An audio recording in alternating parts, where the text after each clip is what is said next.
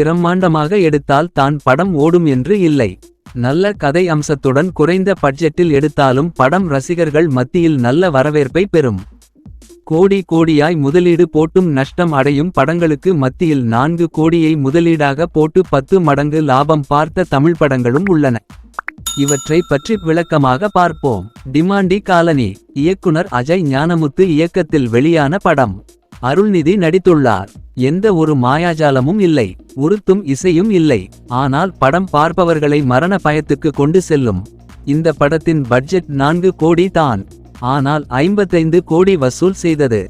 LKG. RJ. Balaji LKG படம் மூலம் தனது திறமையை நிலைநாட்டினார். அரசியல் நையாண்டியை தைரியமாக எடுத்துச் சொல்லிய இந்த படத்தின் மொத்த பட்ஜெட் 4 கோடி. ஆனால் 42 கோடி வசூலித்து சாதனை படைத்தது. கோலமாவு கோகிலா. நயன்தாராவை தனித்த கதாநாயகியாக நடிக்க வைத்து இயக்குனர் நெல்சன் திலீப்குமார் தரமான படத்தை கொடுத்துள்ளார். தமிழ் சினிமா மறந்து போன பிளாக் காமெடியை மீண்டும் ட்ரெண்ட் ஆக்கினார். நயன்தாராவை லேடி சூப்பர் ஸ்டார் என்று தன்னை நிரூபித்துக் கொள்ள இந்த படம் பெரிய ஊன்றுகோலாய் இருந்தது.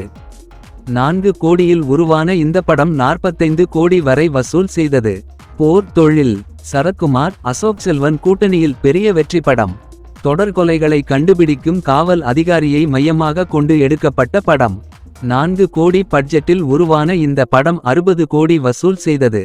96. ஆட்டோகிரா படத்திற்கு பிறகு பள்ளிக்காதலை தமிழ் சினிமா ரசிகர்களுக்கு மீண்டும் நினைவூட்டிய படம். பள்ளிப்பருவ காதல், காதல் தோல்வி, திருமணமான காதலியை பல வருடங்கள் கழித்து மீண்டும் சந்திப்பது என மொத்த உணர்வுகளையும் எடுத்துக்காட்டியது. 4 கோடி பட்ஜெட்டில் உருவான இந்த படம் 40 கோடி வசூல் செய்தது. இந்த வீடியோ உங்களுக்கு பிடிச்சிருந்தால் லைக் பண்ணுங்க, ஷேர் பண்ணுங்க. இதே போல் வீடியோக்களை உடனுக்குடன் பார்க்க நம்ம சேனலை சப்ஸ்கிரைப் பண்ணுங்க. நன்றி.